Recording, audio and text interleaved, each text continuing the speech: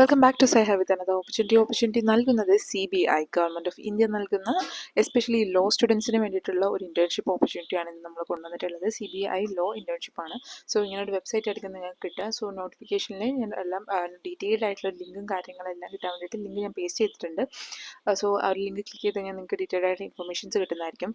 So അതിന് വേണ്ടിയിട്ട് ഞാൻ ഇമ്പോർട്ടൻ്റ് ആയിട്ടുള്ള പോയിന്റ്സ് മാത്രം ഹൈലൈറ്റ് ചെയ്ത് പറയുന്നുണ്ട്. CBI ലോ ഇൻറ്റേൺഷിപ്പ് സ്കീം 2025 നൽകുന്ന ഒരു ഓപ്പർച്യൂണിറ്റിയാണ്. Central bureau of investigation academy Ghaziabad Uttar Pradesh നൽകുന്ന ഓപ്പർച്യൂണിറ്റിയാണ് 2025 എസ്പെഷ്യലി ലോ സ്റ്റുഡൻസിന് വേണ്ടിയിട്ടുള്ള ഒരു ഇൻറ്റേൺഷിപ്പ് പ്രോഗ്രാമാണിത്. സോ ഡയറക്റ്റ് നിങ്ങൾക്ക് ഗവൺമെൻറ് ഓഫ് ഇന്ത്യ അണ്ടറിൽ CBI central bureau of investigation അണ്ടറിൽ ഡയറക്റ്റ് ആയിട്ട് നിങ്ങൾക്ക് വർക്ക് ചെയ്യാൻ പറ്റുന്ന ഒരു ഇൻറ്റേൺഷിപ്പ് ഓപ്പർച്യൂണിറ്റിയാണ്. അതുപോലെ 30 ലോ ഇൻറ്റേൺസിനാണ് ഈ ഒരു ഓപ്പർച്യൂണിറ്റി ഉള്ളത്. സോ മാക്സിമം പേരും യൂട്ടിലൈസ് ചെയ്യാൻ വേണ്ടി ശ്രമിക്കുക. അതും നിങ്ങൾക്ക് കംഫർട്ടബിൾ ആയിട്ടുള്ള ഏരിയ ഏതാണോ, അതായത് നിങ്ങൾ ഡയറക്റ്റ് ആയിട്ട് ഗവൺമെൻറ് അണ്ടറിലായിരിക്കും വർക്ക് ചെയ്യുക. അപ്പം ഡൽഹി, മുംബൈ, ചെന്നൈ, കൊൽക്കത്ത, ലക്നൗ ആൻഡ് ബാംഗ്ലൂർ പോലുള്ള സിറ്റീസിലൊക്കെയാണ് മേജർ ആയിട്ടുള്ള ഒരു ഓപ്പർച്യൂണിറ്റീസ് ഇവർ തന്നിരിക്കുന്നത്. സോ നിങ്ങൾ താല്പര്യപ്പെടുന്ന സ്റ്റുഡൻസ് ഒക്കെ ആണെങ്കിൽ ഡെഫിനറ്റ് ആയിട്ടും ഇതുപോലുള്ള ഇന്റേൺഷിപ്പിന് അപ്ലൈ ചെയ്യുക. അതുപോലെ ഈ ഒരു ഇൻഫർമേഷൻസ് ഇമ്പോർട്ടൻ്റ് ആണെന്ന് തോന്നുന്ന ഫ്രണ്ട്സ് ഒക്കെ ഉണ്ടെങ്കിൽ നിങ്ങൾ ഡെഫിനറ്റ് ആയിട്ട് അവർക്ക് ഷെയർ ചെയ്ത് കൊടുക്കാൻ വേണ്ടിയിട്ടും ശ്രമിക്കാം.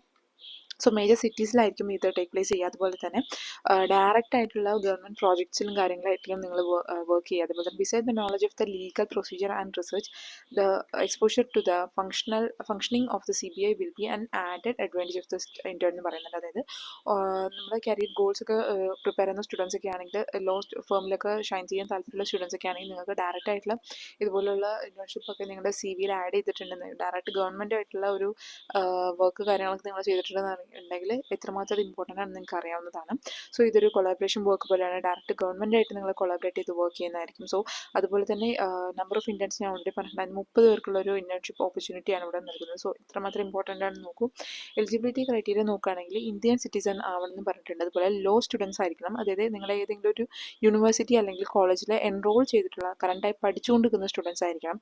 അതും ഇൻ്റഗ്രേറ്റഡ് ആണെങ്കിൽ ശരി, UG PG സെപ്പറേറ്റ് ആയിട്ട് സ്റ്റേ ചെയ്യുന്ന സ്റ്റുഡൻസ് ആണെങ്കിലും ശരി, നിങ്ങൾ എൻറോൾഡ് ആയിട്ടുള്ള ലോ ഫേമിൽ എൻറോൾ ആയിട്ടുള്ള യൂണിവേഴ്സിറ്റി ഇൻസ്റ്റിറ്റ്യൂട്ടിൽ പഠിച്ചുകൊണ്ടിരിക്കുന്ന സ്റ്റുഡൻസ് ആയിരിക്കണം.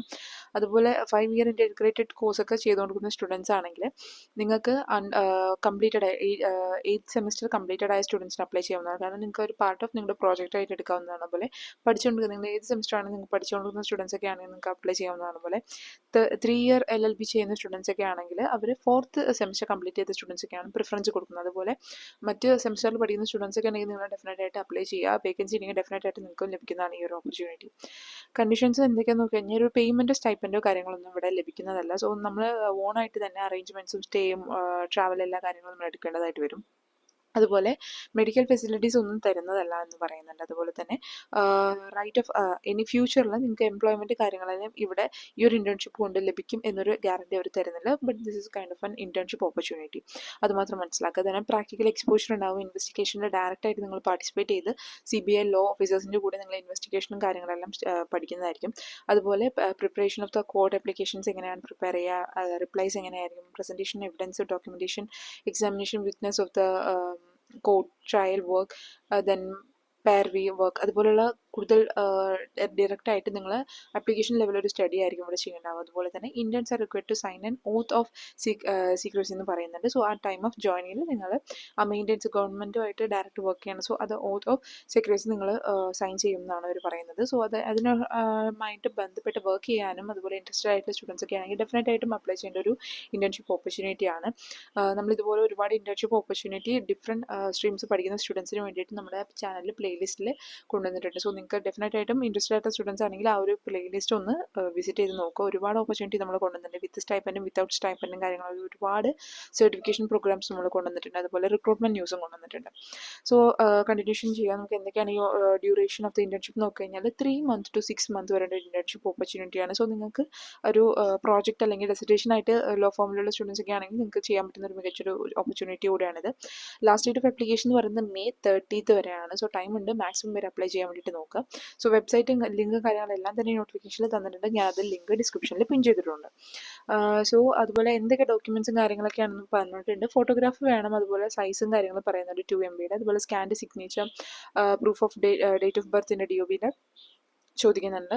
Then mark sheets 10th plus ടുവിൻ്റെ മാർക്ക് ഷീറ്റ്സ് എല്ലാം റെഡിയാക്കുക. അതുപോലെ ലെറ്റർ ഓഫ് റെക്കമെൻഡേഷൻ ഓൾറെഡി നിങ്ങളുടെ പാരൻറ്റ് ഇൻസ്റ്റിറ്റ്യൂട്ടിലുള്ള letter of issuing by the present institute എന്ന് പറയുന്നുണ്ട്.